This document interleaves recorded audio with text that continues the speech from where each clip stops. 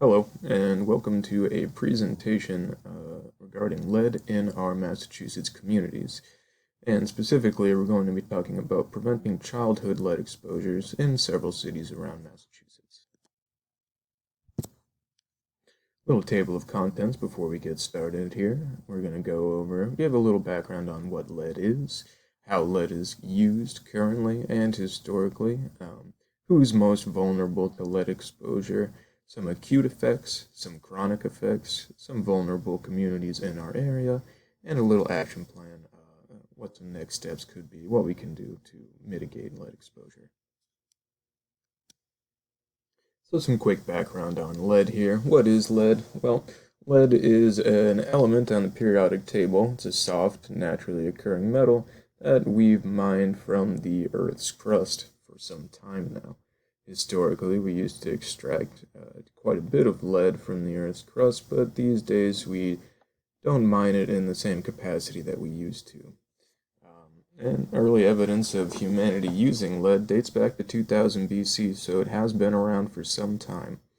When exposed to lead, it causes plumbism, also known as lead poisoning, and this occurs when the lead is ingested. So how do we use lead? Well, historically, lead has been used around the household in several capacities. Most common these days is lead paint, though it hasn't been. Lead paint was federally banned in the 70s, so we are no longer able to use lead paint in homes, but there are still older homes that contain lead paint. Gasoline is another big one. Pipes and plumbing used to contain lead. Batteries contain lead. Some ceramics contain lead as well as the paints, and beauty cosmetics, but that isn't quite as accurate as it used to be. So who is vulnerable to lead exposure? Well, children are at the greatest risk of exposure due to ingesting lead paint and pica. Children are our most vulnerable population because they might not know what they're ingesting until it's too late. And some children suffer from oral fixation, which we refer to as pica, where they fixate on non-food items. Um, Other people who are vulnerable are individuals living in old or dilapidated homes that still contain lead paint that's breaking down. As the paint chips, it creates lead paint dust, and there's just lead chips around that, when ingested, would cause lead exposure. And then we have industry workers as well there who are vulnerable to lead exposure, though for the sake of this presentation, we'll be focusing on children as our main population. So, modes of lead exposure. Well, the severity depends on two main factors: the length of exposure, also known as how long you've been exposed to lead, and the amount of lead that you've been exposed to. Severity is broken down into two main categories: acute exposure and chronic exposure. Acute being a brief, significant exposure to a large amount of lead, or chronic is characterized by repeated, low-level exposures over a long period of time. For acute exposure, again, a single event where you're exposed to a high concentration of lead, we have these common symptoms: pain and muscle weakness, irritability, sluggishness, and fatigue, diarrhea, weight loss, lack of appetite, and significant exposure to a large amount, a high concentration of lead can cause hemolysis, which is the destruction of red blood cells that carry oxygen throughout your body. And finally, we have kidney damage. So, mostly physical symptoms here. And when we get into chronic, we start to see some of the greater impacts of lead. Chronic lead poisoning occurs when the individual is exposed to a moderate amount of lead over a long period of time. The lead, if left untreated, will eventually enter the nervous system, and this causes some developmental delays, loss of short-term memory, as well as learning and behavior issues. Damage to the brain and spinal cord, speech and hearing problems, as well as depression, and then some physical symptoms are nausea, gastrointestinal pain, and loss of coordination. Here we have a figure that is relating IQ, intelligence quotient, to lifetime average blood lead levels.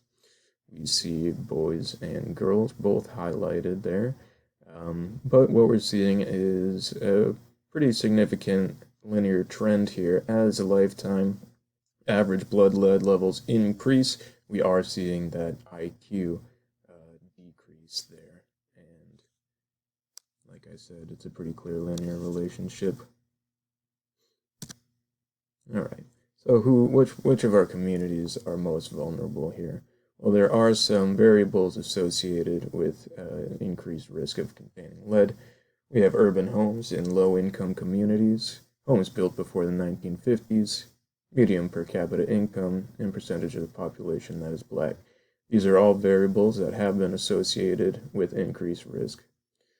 Older homes in low-income communities increase chance of exposure by 3.4 times, and that is pretty significant there.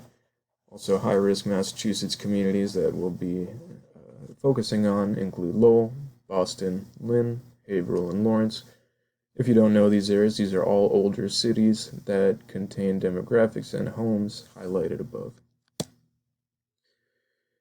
Here we see another graph that is describing fourth grade reading levels and its relationship to the amount of lead in your bloodstream.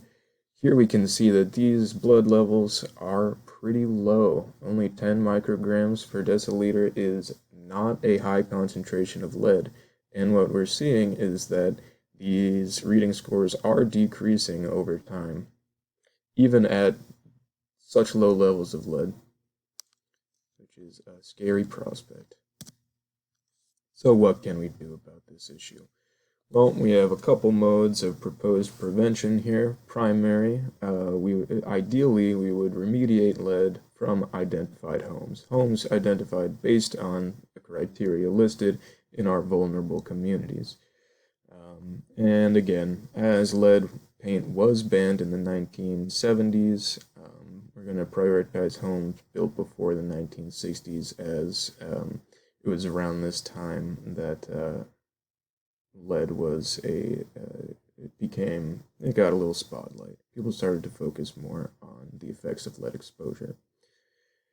So the issue with this would be that there are some upfront costs, but overall families will save a large sum of money by avoiding costs of lead poisoning treatment, and it does outweigh the initial costs eventually, as current and future residents will benefit. Families who move into the home later won't have to worry about being exposed to lead. And our other method of prevention here is going to be consistent blood testing of children living in identified high-risk environments, again using that criteria that we described in the previous slides.